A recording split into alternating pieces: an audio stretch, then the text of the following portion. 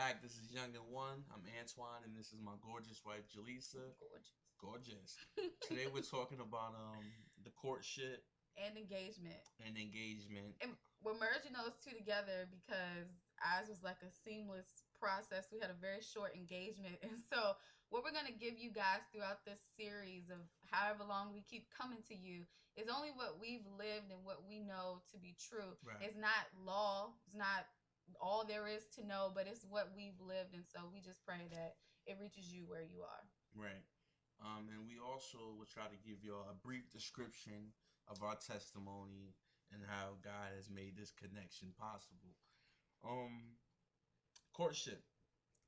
Courtship is the real deal. Courtship is no longer regular dating, but courtship is the adjustment from dating to something serious. You have to make major adjustments um, to make that transition from dating to marriage. Um, I would even dare to say it's a step beyond a regular relationship. Like your total mindset and mm, outlook on things completely changes, and you really shift gears to okay, this is a person that I plan yeah, to spend the rest of my life with. So it's not going to be like any other relationship you've ever experienced. absolutely. I believe at that stage of courtship, um, there's no longer infatuation. It's more so realistic. Like this is the person that I'm planning. Flaws and all. Flaws, Flaws and all. flaws and all. This is the person I plan on marrying and plan on spending the rest of my life with. Um, it's a major piece of courtship because you have to look at both sides um, of the relationship. With me, well, I'm gonna stay with my wife. She would be marrying into a family, and me, I will be gaining another family. We're both gaining, but she's marrying into my family, and I'm gaining the I in-laws. lose my last She name. loses the last name. Sorry, pops, but it had to happen. Um, with the process of courtship, you just like I said, you're making adjustments, you're renewing your mind because at that stage, that's when the transition is happening where you're actually becoming and merging into one. You're learning each other and adjusting to each other's what is it? What's the word I'm looking for? Mannerisms. Mannerism. That's pretty good. I wasn't looking for that, but that's for each other's mannerisms and being able to adjust and merge and become one. And I would say the things that we talked about last week are what build you up to being able to really flow in courtship. Yeah. And so developing that relationship and one-on-one time with God so that you don't lose who you are in someone else. Because Right. sometimes that happens. People lose who they are once they find, someone that they think is just so great. But you really have to know who you are and stay true to yourself and God. Don't lose God. Don't And lose God. don't lose God. It's funny that my wife said that people lose themselves, where I actually really gain myself with my wife. That Um, is yeah, deep. but it's real. It's real. I gain myself with my wife.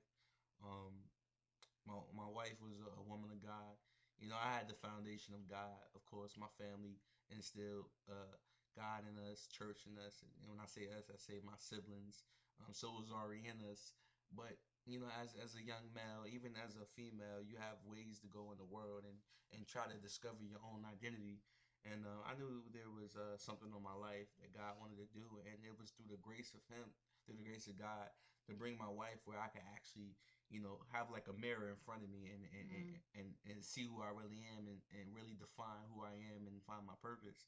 So I didn't lose myself. I really gained myself. And God does, that's the sovereignty in God. Yeah. God does certain things just to reel you back in. And like I said, women was my thing. I love women. And I found Jaleesa very attractive. So God used her, to just to To bring get me you to to get him. me to him and fulfill the purpose.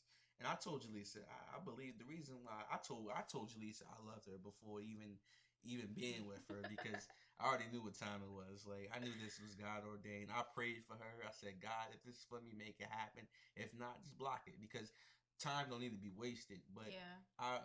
and God just assured me that this was the one for me. I already knew, but sometimes you need confirmation. Sometimes you need word sent from what? A prophet. And you said something earlier when we were talking. sometimes God will send a word from a prophet just to confirm. And a word was spoken over my life and her life where we felt good about this. Individually Yeah, and together. It's amazing. I think some people like to think that this Christian walk is boring, but if you really get invested, it's so exciting. If you're yeah, open to the giftings that are in the kingdom, like our journey thus far has been completely amazing. One thing that he said is that he prayed and he said, God, if it's for me, allow it to happen. And if it's not for me, block it. And so during the time when we were just talking, not really in a relationship yet, I prayed that. I said, God, if this is the man that you have for me, allow it to happen. But if it's not, then block it. And that's a powerful prayer. You have to be ready for God's answer right, because he will block it if it's not the right person. And it's up to you whether you're going to accept that he's saying no, this is not it, or if you're going to continue going forward. Because that's the free will, so to speak, that yeah, we have. God's not going to force you to do one thing or the other. But if you're obedient, so to speak, to what he's saying, then you won't fall into the trap of maybe yeah. And not. the sovereignty and being obedient doesn't necessarily mean that things are gonna happen right then and there. Mm-hmm. My wife, she dodged me for a good 8 months to a year before she even entertained me, but I wasn't paying no mind after a while. But God made it happen, just because because sometimes God will let somebody see it before the other person would see Mm. it. So when I saw it, when I knew that's what it was, she wasn't sure. So she needed her time alone with God just to see what I see. And once the vision, came on one accord, and that's when God was able to intervene and have his way and manifest on our love. Yeah. Yeah, I would say it's amazing. Now that we're in the marriage, it's amazing how God will bring two people that are destined to be together and have the same vision. I Mm-hmm. think you just kind of said that because what I had always dreamed and imagined for what God is going to do in my life and the full manifestation of it, he had the same vision and dream. And being the head of household, that's so major that we are on one accord and Right. pressing forward to what God has for our lives. And so I would say, in marriage, you need to know this, but in courtship, you need to know that when God brings you two together, it's not about what we want. It's not about what we're coming together to accomplish ourselves, but what is God bringing us together to Right. accomplish? For instance, we're doing these I call them webisodes, but we're we're bringing this to you, and it's because God has he's ordered us. Right. He's given us a mandate to go forth and give out to you all what he's placed inside of us. And so that's one of the reasons why he called us together, because we've decided we're going to walk in obedience. God, if you say go forth and do 1, 2, 3 XYZ, we're going to be obedient and do that so he can get the glory. Yeah, and it's crazy because our bishop has been preaching on being in the supernatural and the spirit realm, and we were in the spirit realm before we even knew it, because it's kind of like when you naturally, if you're trying to get in a relationship, you try to force things and you're trying to see full, but we had no clue that we was being receptive to God's signs, and allowing him to just work it itself. Yeah. Like, it's times where I wanted her, but I just see certain things like this. I don't think it's by chance the way it happened, like through a mutual friend. Not knowing you, not knowing where you was from, not even hearing about where you was from. That was the first time. Kinsale, Virginia. I never heard of that before. You know what I'm saying? I went out there and I was like, wow, Lord. He was scared. Not scared because it was all woods, but it was something different.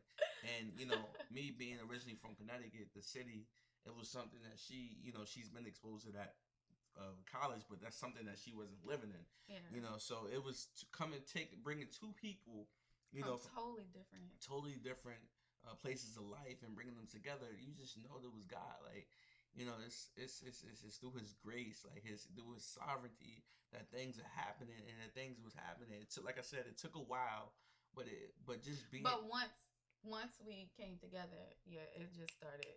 Mm, It's almost wow. Never thought about it this it's a way, but revelation. yeah, revelation. The way that God is a restorer of time, because I believe that we did things on his time, but had I started talking to Antoine for the 8 months that he was pursuing me, you think about that would have been all of the time that everything could have played. I never thought about it like that, but how God is a restorer of Mm-hmm. time, because right here, right now is where we needed to be. And I never thought about it like that. That's why it's fresh revelation. Uh, Fresh manna from heaven. yeah, a rhema word. Revelation, restore. Um, um, I think one thing I want to bring up is there's always a decoy before the promise.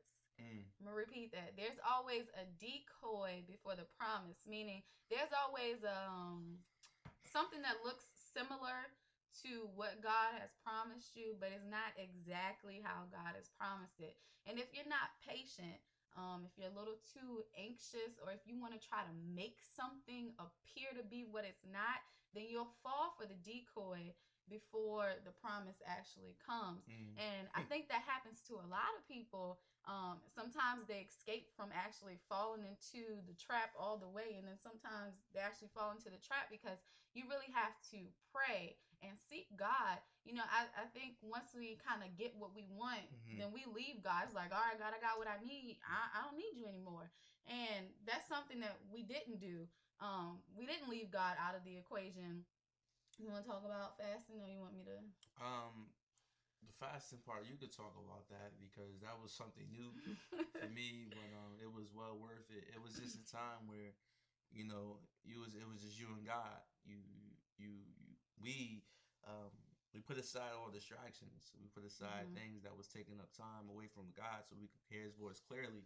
You know, Yeah, early into our relationship, I was like, okay, it's seeming like it's getting really serious. I could really see myself, early. I could see myself spending the rest of my life with this man. And so I'm like, okay, God, I know for myself I need to fast. I'm gonna give it as a suggestion to him, and he can make that decision between him and God, rather he wants to do that. right, And so for me, and for anybody, the way that you should view fasting is just a denying of self, a right. release of your flesh. And so I think we just did a liquid fast and we sought God on our own. We didn't talk for about, was it a week? That's about a week. About a week. I didn't use my phone. So it was just all Bible, all reading, all God, all listening to his voice. And And a fast is more. A fast is more than just giving up something. A yeah, fast is just being quiet and getting plain instructions from God, allowing clear, Him clear. yeah, Yes, like not tainted by anything else. yeah, allowing Him to just talk to you and allow Him to lead. And as you follow, you be able to jot some things down and just hear His voice clear. Um, but one thing, because we are talking about courtship, I don't want to stray away from that. Mm-hmm. Like we said, when you're in courtship, you're being serious. But when you're in that courtship process or that courtship era of your life and your relationship, you want to be able to be, you want to be bold. You want to be confident in knowing that you heard from God and stand up. I mean, it's gonna come. You're gonna come contrary. The contrary is gonna come. Lots of opposition. A lot of opposition saying that you're not ready to be married. Are you sure? You know, all Oh. those things are gonna come because it's moving fast. God is gonna move fast on your behalf, and then it's just people want to be sure, whether it's family, friends, they just want to And know. that's good. That's good. But like he said, you need to be sure within yourself, because if you're not, then you're going to allow all of those distractions and outside voices to take you away from what God said. And while we really care about, what other people have to say, above all else, what does God say? And if God says go forth, then don't let anything stop you from moving forward. But with that said, be sure, Be sure. 100% Be sure that you sure. have heard God, because the worst thing to do is to do what God is calling you to do, but be out of his timing. You want to be in his timing, you want to do it his way, because if it were up to us, we probably would have got married even sooner, because we knew. Yeah. But God, when we continue to pray, God was like, no, it's not time yet. Just wait a little bit. Mm-hmm. It's gonna happen, but it's not time yet. And he continued, to build us throughout the process. Got you. And I want you to catch this piece. It may be simple, but it's major. God is the greatest matchmaker, and love is the greatest gift. Mm, mm. Yeah, that's that's revelation. I'm not gonna give you the full thing, but God is the greatest matchmaker, and love is the greatest gift. Mm, So just be that's deep. confident, be bold, and just love what God is doing in your life. And if Yeah. that's the word, and that's what He spoke in your life, and that's what He's giving you, then continue. No need to prolong. No need to wait on it, but just make it happen. If you need counseling, you get the get preferred counseling that y'all agree on. You know, somebody that y'all don't really know, but somebody that knows love and knows marriage to speak and counsel your marriage before making that happen. So Hmm. courtship, engagement, just make it happen. We're not forcing marriages on nobody. But if you just know, then why sit on it? Because God just want to do wonderful things for your Yeah. life and for your marriage. I kind of want to talk about, especially if you're doing everything that I would say occurs in a marriage, like living together, even if y'all aren't sleeping together, but you're living together and you're kind of trying to exude what would happen in a marriage, but it's not ordained, in the eyesight of God, then it's not really going to prosper. You can't really Yeah, move forth in what God wants you to do. And so it's important, either to be in the confines of his will by being separate until you know that it's time to move forward, or if you're already taking those steps to move forward, then get it right, in the eyesight of God. outside of God, yes, because I mean, things may happen. You may be blessed, but until you get in His will, You until don't know He what it ordain means your to be love, blessed until. He's gonna blow your socks off. Literally, like blow your socks off. Things is gonna happen. I would say that Favor. doesn't mean that you won't have obstacles, that you won't that you won't go through things, but it's just an assurance of God. I know that I'm doing what you call for me to do, and Right. even if I have to endure this process, because the process is going to come, even with having to endure this process, I have such a peace on the inside of knowing that I'm doing, what you call for me to do, and what I'm going Absolutely. through won't last always. Absolutely. So, anything you want to wrap this video up? It was a little bit longer than we Yeah. expected, We but have so much more to talk about, but we don't want to hold you too long. yeah. Anything else? I think that's good. I would just say, ladies, don't settle. Men don't settle. It's not enough just for somebody to say, I want to spend the rest of my life with you and keep giving you promises that are empty. And when I say empty, it's just this constant, I'm going to be with you forever, kind of trying to get what they want out of the deal, but there's no tangible evidence. I would say until, and I put a status of, a lot of people like that, until you have a ring on your finger, you're still considered single. Yeah. And you really need to esteem yourself and hold yourself to that level. Anything that you've done in your past, anything that has occurred up until this point, it's all been to make you who you are. And you need to relinquish all of that because God has relinquished all of that. And so, in order for you to move forward and who He's called you to be and do what He's calling you to do in the now, Mm. you have to step into the now, step into reality, and seek God. See, God, yeah, Seek wisdom God. come from the words, man. We love y'all, and we pray that these words of wisdom will be gained with knowledge. All right, have a good one.